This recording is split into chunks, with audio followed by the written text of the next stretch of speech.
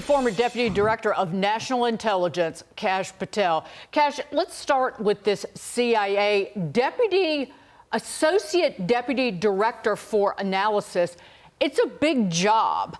And in addition to this one Facebook post, there was another one with an image on Facebook posted years ago with a Free Palestine sticker imposed on a selfie.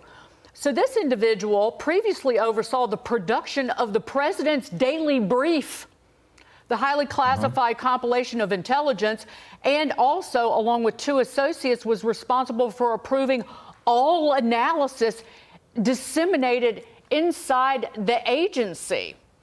We watch these people on college campuses marching around. Well, this is where they are, in government. No, you're right, and it's sad. And the thing I want to remind everyday Americans is that government service is a privilege. It's not a right. No one forces you to go work for the government. No one forces you to become a senior member of the Central Intelligence Agency when your role is to analyze and synthesize and define the threats that are coming into the United States of America. This person has risen in the ranks because the deep state has allowed and rewarded this type of behavior, as has the radical left-wing media. Like you pointed out with Mayorkas at DHS, that person, of course, is not fired. They're not going to get fired. They'll probably get promoted.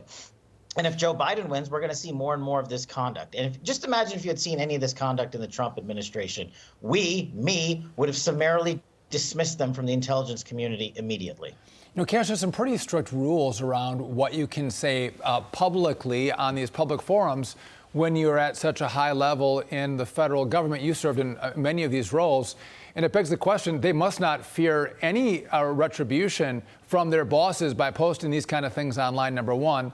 And number two, it begs the question, what kind of people has the deep state and Joe Biden put into places of power that have these kind of viewpoints?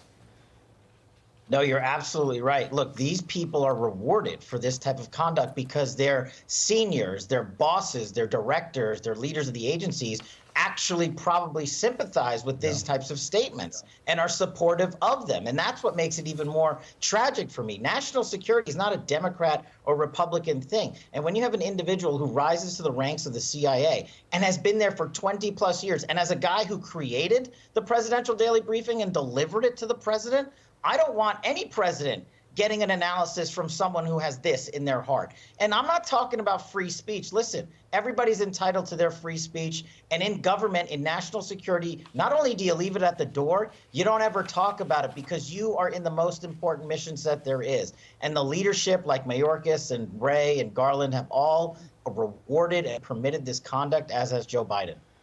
Kash, before we move on, the bigger problem is not this one individual at the CIA. For Joe Biden, it is the intense pressure being put on him inside his own government and even outside, like the article that was in the Washington Post, to basically back away on his support for Israel. At least 500 appointees and staff from 40 agencies, including the National Security Council and Justice Department, sent a letter calling for a ceasefire and de-escalation. This was a few weeks ago before the hostage releases started. There were 1,000 additional people at USAID, and then there were all of the individuals in dissent cables within the State Department sounding off about what they didn't like about Biden's policy. It's really astonishing that the deep state is, full of a deep hatred for the Jews. And they're out there in the public. It used to be the deep state. I think we need a new name for it. It's just out and punching you in the face open state. It's insubordination. It's probably unlawful, unethical behavior. And the real people that are harmed by this, not only the Israelis, are the American national security system. These people by the thousands are curating information for our leaders to make decisions on hostages, on what to do with Iran, on CCP, on Russia, on China, and they are breeding that up the ranks. And it's going to be hard to weed these people out, even if Donald Trump does come back and win. But here's one thing they need to do on day one. All these people operate on security clearances. The director of national intelligence can suspend every single one of their security clearances on day one. Hopefully that happens. That's good advice, Kash. All right, let's move to this, because as the world watches two wars threaten global stability, you've got Israel and Ukraine, Americans are making it clear the government shouldn't take its eye off of China. Breaking this hour, results of the Reagan National Defense Survey, first given here to Fox, showing 51% of Americans say China poses the greatest threat to our nation, followed by Russia, then Iran. If you go back just 5 years, only 1/5 of Americans named China as the biggest threat. And Kash, obviously China has risen in our media coverage, no doubt. But I bet this has a lot to do with Donald Trump. Donald Trump was the one who was calling out China, wanting to put tariffs on China. Does this go back to just the rise of China, or back to Donald Trump actually bringing attention of the American people to the rising threat of China?